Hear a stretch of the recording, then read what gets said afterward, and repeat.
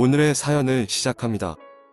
안녕하세요. 저는 지방에서 택시 운전을 하고 있는 30대 남자입니다. 사연을 말씀드리기 앞서 이미 처제와 결혼한 부부처럼 동거를 하고 있습니다. 처제와 결혼을 한다고 하면 일단 제 이야기도 다 듣지도 않으시고 무조건 안 된다고만 하실 것 같아서 처제와 동거 중이라는 사실을 먼저 말씀을 드리고 사연을 시작해 보겠습니다. 저는 3년 전에 아내와 결혼을 하였습니다. 고등학생 때부터 만나서 10년이 넘게 연애를 하였고 아내는 제 첫사랑이자 마지막 사랑이라 생각하고 뜨겁게 사랑했습니다. 대학을 졸업하고 직장 생활을 시작한 지 1년 만에 결혼도 하였습니다. 모은 것도 없고 가진 것도 없지만 둘이 함께 지내는 것만으로도 너무나 행복할 것 같았습니다. 그 달콤할 것만 같았던 신혼생활의 행복은 일주일을 넘기지 못했습니다.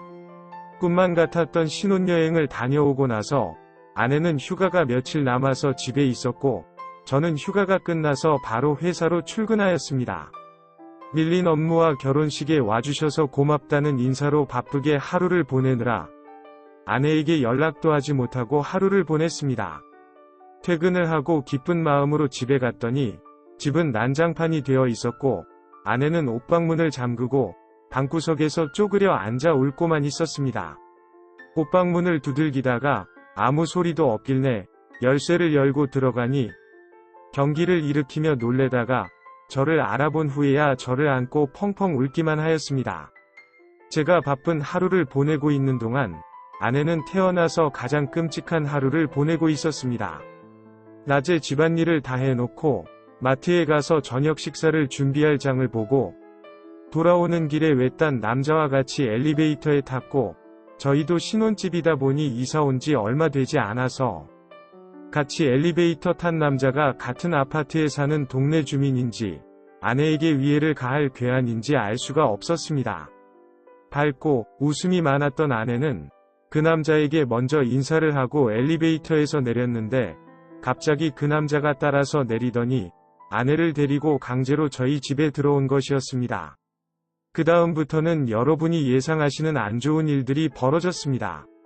아내는 거칠게 반항을 했지만 훨씬 체격이 좋은 건장한 남자를 이길 수 없었고 반항하는 과정 속에서 많은 구타가 있었고 구타를 이기지 못하고 기절한 아내는 몹쓸짓까지 당했습니다. 바로 경찰에 신고해서 진술도 하고 검사도 받았습니다. 금방 잡힐 거라면서 너무 걱정하지 말라는 위로를 받으며 저희는 집으로 왔습니다.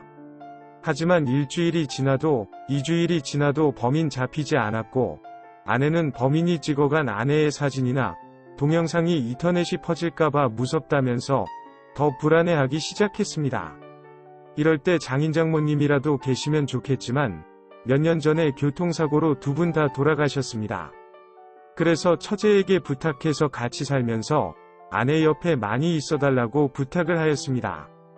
하지만 처제가 학교를 다녀온 사이에 스스로 본인의 인생을 마감하였습니다. 처제는 괜히 학교를 다녀와서 아내가 이렇게 되었다면서 스스로 자책하였고 저는 아내를 지켜주지 못한 남편이라는 생각에 매일같이 술로 하루를 보냈습니다. 아내가 세상을 떠나고 난 뒤에 범인이 잡혔다는 연락이 왔지만 저에게는 아무런 의미가 없었습니다. 평생 감옥에서 있다가 죽었으면 좋겠다고 말한 뒤 전화를 끊었습니다. 회사도 안 가고 집에서 술만 마시면서 지내다 보니 제 상황을 이해해주던 회사도 결국엔 그만두게 되었습니다.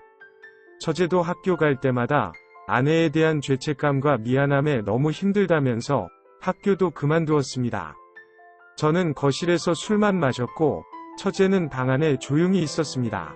그렇게 1년쯤 지내다 보니 몸이 죽어가는 것이 느껴졌고 아내를 따라서 가야겠다는 생각이 머릿속을 꽉 채울 때쯤 언니가 바라는 것은 이런 게 아니라면서 처제가 저를 다 잡아주었습니다. 사랑하는 가족을 잃었다는 것과 자기의 잘못이라며 스스로를 자책하던 것들이 서로를 의지하게 되면서 힘든 시간을 이겨내고 가까워지게 되었습니다. 그러면서 연인이 되었고 혼인신고는 하지 않았지만 부부가 되었습니다. 세상 사람들은 물론이고 당장 저의 부모님에게도 솔직하게 말을 하지 못하는 관계라는 것을 잘 알지만 저희는 서로를 진심으로 사랑하고 많이 의지하고 있습니다.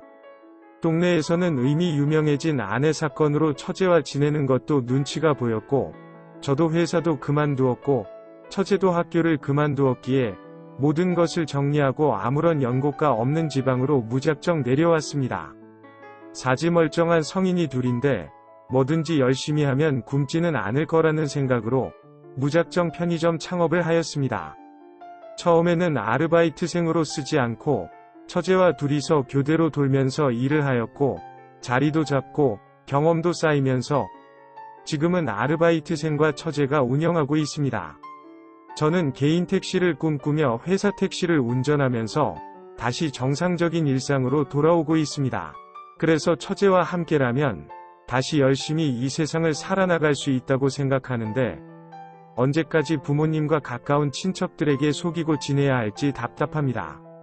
아내와 결혼하자마자 사고가 생기면서 혼인신고를 못했습니다. 그래서 처제와 혼인신고를 하고 법적인 부부가 되는데 전혀 문제가 되지 않는다는 것을 알고 있습니다. 그래서 올해가 가기 전에 저희 부모님 및 친척들에게 말씀을 드리고 인정과 허락을 받아보려고 합니다.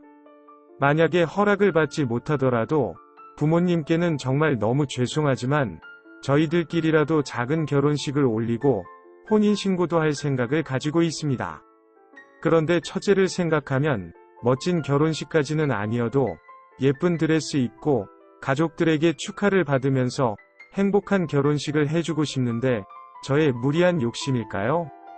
얼마 전 결혼식 관련해서 처제한테 물어보았더니 허례허식이라면서 우리만 행복하면 된다면서 필요 없다고는 하지만 여자에서 결혼식이라는 것이 인생에서 얼마나 큰 의미를 가지고 있는지 저는 잘 알기에 제 마음은 편하지 못했습니다. 부모님과 가까운 친척들에게 저희의 상황을 공개하고 진심으로 인정과 이해를 받고 싶습니다. 그래서 축복을 받으며 처제와의 제대로 된 결혼 생활을 시작하고 싶습니다. 죽은 아내의 동생이라는 것이 한국에서는 아직은 인정받고 이해받기 힘든 부분일까요? 오늘의 사연은 여기까지입니다. 구독과 좋아요, 알림 설정 부탁드립니다. 긴 글을 읽어주셔서 감사합니다. 구독과 좋아요 꾹꾹 눌러주세요. 꾹꾹. 알림 설정도 꾹꾹 눌러주세요.